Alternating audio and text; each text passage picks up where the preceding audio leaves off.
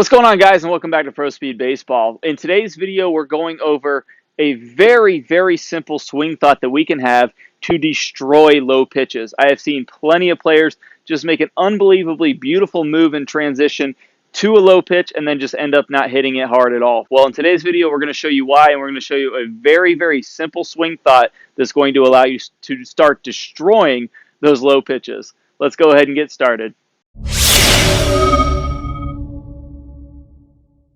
All right, so we're going to start by just simply defining what a low pitch is. So we know from the hitting zone, the power zone videos, in our hitting area, we want to hit from the belt to the knees area. So that in between there in our stance, I want to be hitting pretty much everything that I ever swing at is going to be in the belt to knee area. So a low pitch is going to be a pitch that's going to be somewhere around our knee height. And that's going to be, let's say, anywhere from right there. Now, if we're going to err anywhere swinging outside of the power zone, because we're not all perfect, we all don't swing at the best pitches all the time. If we did, we would just kill it all the time. But if we're going to err anywhere, I'd rather us err at swinging at a lower pitch versus a higher pitch, because a lower pitch, we at least have a chance to get a solid hit upper, above the belt up here. Everybody thinks they can hit it hard. You can hit it hard, but it's a much more of a double-edged sword pitch. It's so much easier to pop up or top over or whatever it may be. But so it is, being as we'd rather err on hitting a lower pitch, we better know how to do it. Now, the number one mistake that I see when I have a player in the cage or any of my online students sending me in video is they try to lift the low pitch. And what I'm talking about is the ball's down here, and we, again, beautiful transition, everything looks great, and then all of a sudden, out of nowhere, I see the ball's down there. I know I'm trying to hit it out into the field, and we arbitrarily just try to lift the ball. So it's like we change pattern. Instead of just hitting the ball, we end up lifting it. And guys, that's literally all we need to know about hitting a low pitch, other than, of course, we need to make sure our swing mechanics are good. You know, we've gone through all of the pro speed hitting system, got a good transition, good release.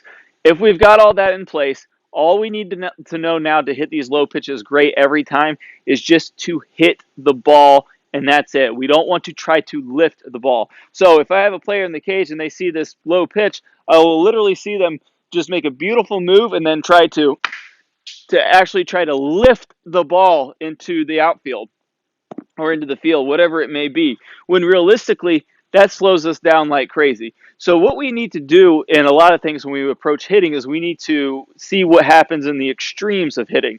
We need to say, okay, we can swing straight up and we can swing straight down. So in this case, if I'm trying to lift the ball, I'm literally trying to lift the bat. I'm trying to lift my body. I'm trying to do everything I can because I see the ball's low and I'm trying to lift the ball. We have to see, well, what's going to be faster? Am I going to be lifting? Is it going to be faster, or swinging more down going to be fast? So we can do this on a vertical plane. I can sit here and I can take a bat and I can try to take my bat and swing it up as fast as I can, or I can take my bat and swing it down as fast as I can. Now, I'm sure if any of you guys try that at home, you're going to be able to swing downwards much faster. Now, I'm not saying we're chopping down at the ball or anything like that. I'm simply saying we want a direct path to the ball without trying to lift the ball. We have a round bat and a round ball. If the bat hits the top part of the ball is going to go into the ground. If the bat hits the bottom part of the ball is going to go into the air. End of story. That's all that we need to know. So we don't need to try to guide and or lift any pitch ever, especially the low ones, because, again, this is just something that you may not even know that you're doing, and it's just a very important part for a lot of hitters. So if I have this low pitch, all I'm simply going to do is I'm just going to tell myself to hit it, whether it's on the ground or in the air or whatnot. I just want to hit that area really hard. So if I'm here in the game, instead of getting to the ball and lifting, I'm just going to get to the ball and hit it and let the bat follow through wherever it may follow through.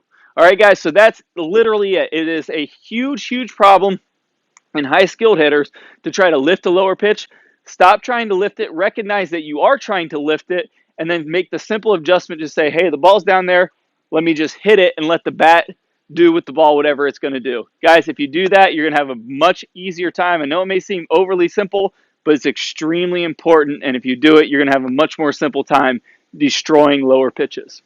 Thanks so much for checking out this video, guys. I really hope you enjoyed it and you learned a little bit more about hitting a lower pitch, but stay tuned. I got an even better bonus video coming up for you.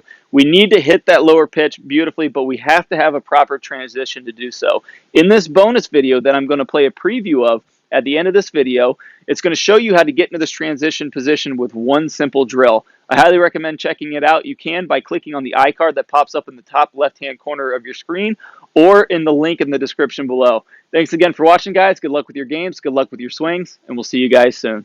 Today, I'm going to show you the #1 move that kills bat lag. But most importantly, we're going to do a drill that will instantly give you a tight transition into bat lag and have your swing looking drastically better today. The move that I'm talking about here is when we're going into our transition and the bat lays down, and now the only thing that we have to rely on for bat speed is our pure strength. From Mike Trout, he does this really, really well. You'll see as we pause him here in the max bat lag position, his barrel is really high and you can see that it's barely dipping into that line. You can imagine if this was a nail and this bat was a hammer, if I was trying to hammer this nail in like this would be kind of like me dumping the bat. But if I'm letting this hammer swing and slam into this ball over and over again, I'm going to be very, very efficient. Now, I'm sure you guys are ready for it by now. Let's go ahead and dive into the wall drill. All right, guys, here we go, the wall drill.